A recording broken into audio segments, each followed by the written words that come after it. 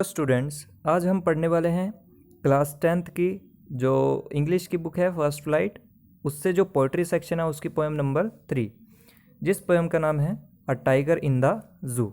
अगर आप मेरे चैनल पर नए हैं तो चैनल को सब्सक्राइब कीजिए, बेल आइकन को प्रेस कीजिए ताकि आपको हर एक वीडियो की नोटिफिकेशन मिलती रही और वीडियोस को लाइक करिए।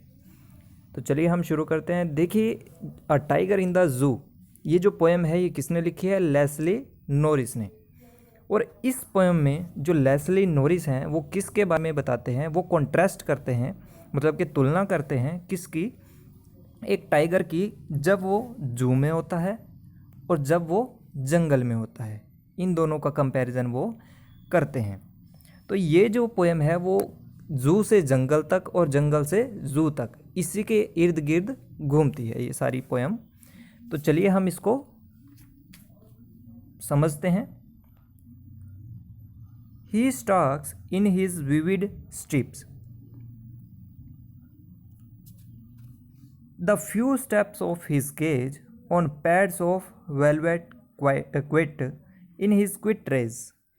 तो स्टाक्स होता है कि चुपचाप धीरे से चलना, और स्ट्रिप्स क्या होता है कि उसके ऊपर क्या होती हैं? धारियां पड़ी होती हैं। आपको पता ही है कि जो हमारा बाग होता है,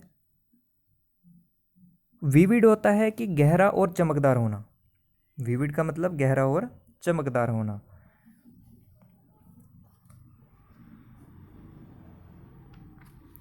अब हम इसको समझते हैं। देखिए, जो पोएट हैं वो क्या कहते हैं कि जो बाघ है वो क्या कर रहा होता है अपने पिंजरे में, जिसकी बॉडी पर क्या है?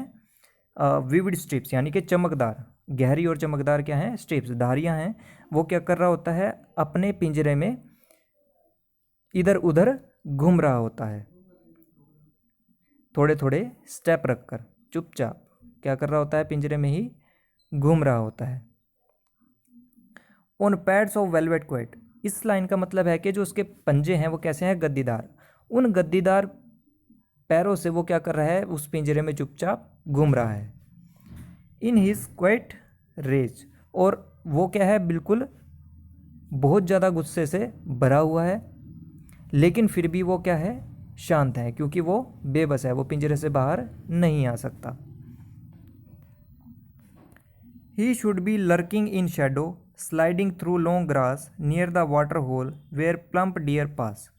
अब पोइट क्या कहते हैं कि जो ये एनिमल है, यानी कि जो हमारा ये बाघ है, उसको क्या करना चाहिए था? लर्किंग। पहले मैं वर्ड्स की मीनिंग बता देता हूँ आपको। लर्किंग का मतलब होता है कि एक अटैक करने के लिए चुपचाप बैठे होना किसी जगह पे, और स्लाइडिंग का मतलब आपको पता ही है, सरकते हुए। और वाटर होल क्या होता है? जहाँ पर कोई पानी पीने के लिए आता है, यानी कि गड्ढे में भरा हुआ पानी, ठीक है। और प्लम्प, प्लम्प का मतलब होता है कि चुपचाप से उस वहाँ पे क्या आना? किसी चीज़ पे अटैक करने के लिए, यानी कि कोई भारी भरकम चीज़ है जो जिसको अटैक करने के लिए हम वहाँ पर कहीं पर जाएं, ये इसका प्लम्प का मतलब होता है। तो he should be lurking in shadow sliding through long grass. तो पोइट है जो हैं वो क्या कहती हैं कि जो ये बेचारा बाघ है ना, उसे क्या करना चाहिए? जो उसका प्राकृतिक आवास होता है, मतलब कि जो उसका नेचुरल हैबिटेट है, उसे वहाँ पर होना चाहिए। तो वो क्या कर रहा होता वहाँ पर? जो रात का पहरा होता वहाँ पर वो क्या कर रहा होता? किसी पेड़ की छाया में बैठा होता।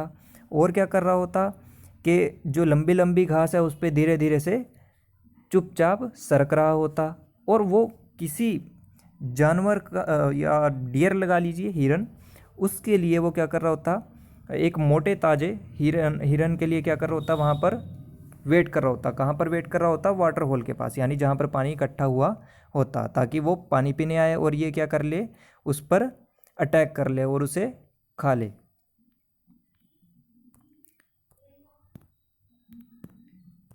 He should be snarling around houses at the jungle's edge.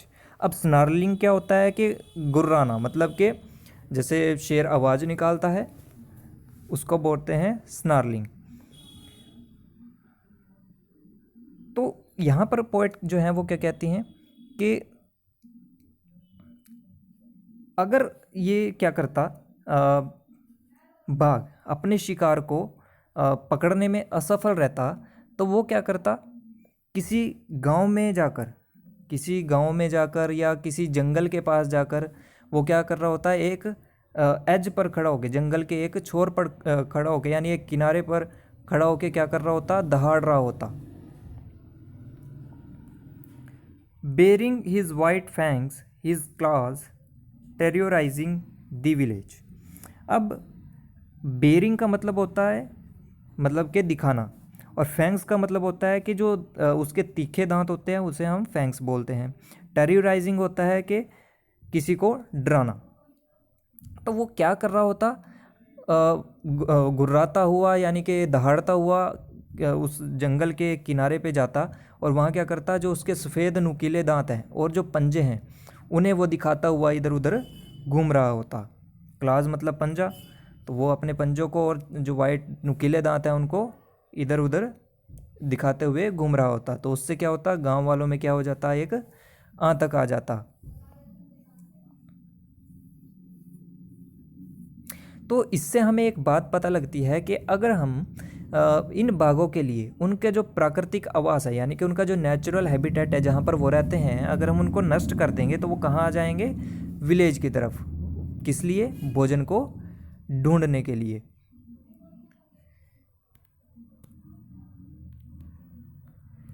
But he is locked in a concrete cell, his strength behind bars. लेकिन क्या होता है कि जो पोइट हैं वो इस लाइंस में बताते हैं कि उसे कहाँ बंद कर रखा होता है, एक कंक्रीट सेल में, यानी कि एक सीमेंट से बने सेल में उसे कहाँ बंद कर रखा होता, जू में। मतलब कि उसे कहाँ बंद करा हुआ है, कोठड़ी में कैद करके रखा हुआ है। उसकी जो ताकत है वो सिर्फ कहाँ तक है, उस सलाखों के पीछे, यानी जो जेल है उसकी या जो पिंजरा है उसमें जो बार्स हैं उन सलाखों के पीछे तक ही उसकी क्या है, सिर्फ ताकत है। Stalking the length of his cage ignoring visitor. अब वो क्या कर रहा है, धीरे धीरे से अपनी खामोशी में जितने उस पिंजरे की लंबाई है बस उसमें ही इधर उधर चक्कर काट रहा है, और उन लोगों की तरफ कोई भी ध्यान नहीं दे रहा है जो उसे चिड़ियाघर में यानी कि जू में देखने के लिए आए हुए हैं। He hears the last voice at night, the patrolling cars. अब जो पोएट हैं वो क्या कहती हैं, अब जो बाघ है ना उसको एक दिन भी आराम नहीं मिलता, क्योंकि वहाँ पर जो आने जाने वाले लोग हैं उनकी गाड़ियों का शोर उसे क्या कर देता है, बेचैन कर देता है, उसे परेशान कर देता है। And stairs with his brilliant eyes at the brilliant stars. और वो क्या कर रहा होता है कि अपनी जो चमकीली आंखें हैं उनसे क्या क्या देख रहा होता है, चमकते हुए तारों को देख रहा होता है। मानो कि ऐसा लग रहा है जैसे कि वो किसी स्वर्ग में बैठे हुए भगवान से पूछ रहा हो कि उसे वहाँ पर बंदी बनाकर क्यों रखा गया है, यानी कि जू में बंदी बनाकर क्यों रखा गया है। तो ये आपके इस पोएम के बारे में समरी थी। तो इस वीडियो में इतना ही। Thanks for watching my video.